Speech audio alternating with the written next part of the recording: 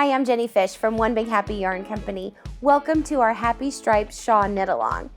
Sometimes the best creative ideas are born from a challenge.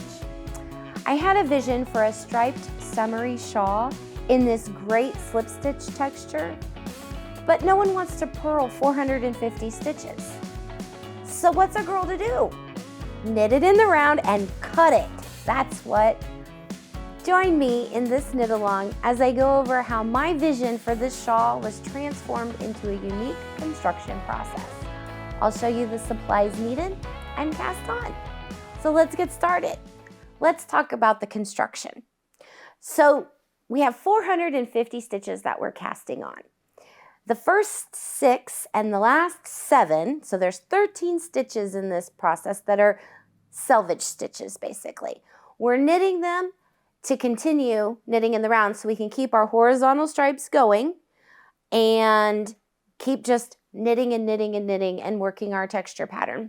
When we're all done with that, we're going to cut it up the center of those stitches and we'll make fringe. In talking about the construction of this shawl as well, it is 60 inches long. It is super long. Look at this. And it lays flat. There's no border stitches. It's just you cast on and you bind off. Everything else we're working this textured pattern, and this textured pattern almost looks woven once you block it. It's got a texture, I don't know, it's so soft and I love how it worked out. I loved knitting it and I got to thinking, I'm like, I could do half of it like this and have a placemat and make a set of placemats. Just keep going around and around and around. But it was really entertaining and fun to knit, and I can't wait to show you guys how this works out. So let's go over the supplies that we're going to need. We have the Cascade 220 fingering weight yarn, and we'll have kits available online with several different color choices. So we have like a darker color here. That's kind of a more masculine fall set. We have some browns. Then we have the color that I used in this shawl right here, which is like some peaches and some greens and purples. And then my little pattern that I'm working on here is all in these spring colors. So this is the one I'm going to show you with. You'll use a US size 8 knitting needle.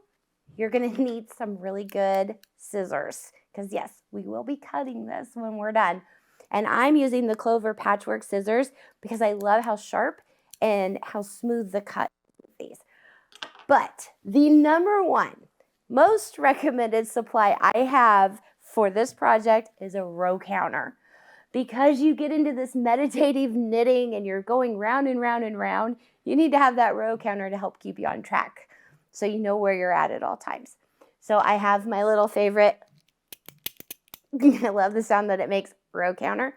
And what I did with this is I just used a piece of yarn and a locking stitch marker, and I put this right on my needles so it can slide along, so when I get to it I know to click it.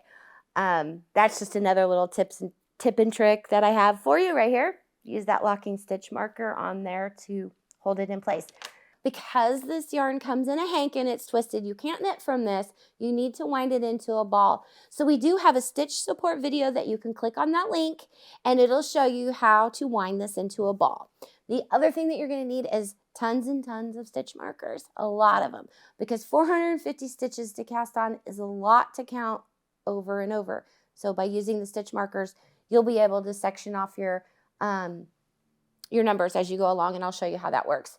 Okay, so let's get to casting on. I want to go over a few of my tips and tricks for casting on a lot of stitches. I'll be using this peach color here to cast on. This is our yarn bobbin. I took our yarn bobbin and I wound some extra yarn onto the yarn bobbin. This is holding it for me. I'm using the long tail cast on, and what I want to do is combine these two together. So normally when you do the long tail cast on, you kind of figure out where you need to start, and in your, you pull your yarn out, figure out where you're going to start, put your slip knot, and then you're casting on with your tail and with your working yarn. Well, this is going to kind of pretend to be my tail. And I'm going to use one strand from here and one strand from here and put these two together. And instead of making my slip knot in the middle of my yarn, I'm just going to do it right here at the end. And then I'm going to pull from the bobbin and from the ball of yarn to do my cast on. Okay, so we're going to go ahead and make a slip knot here.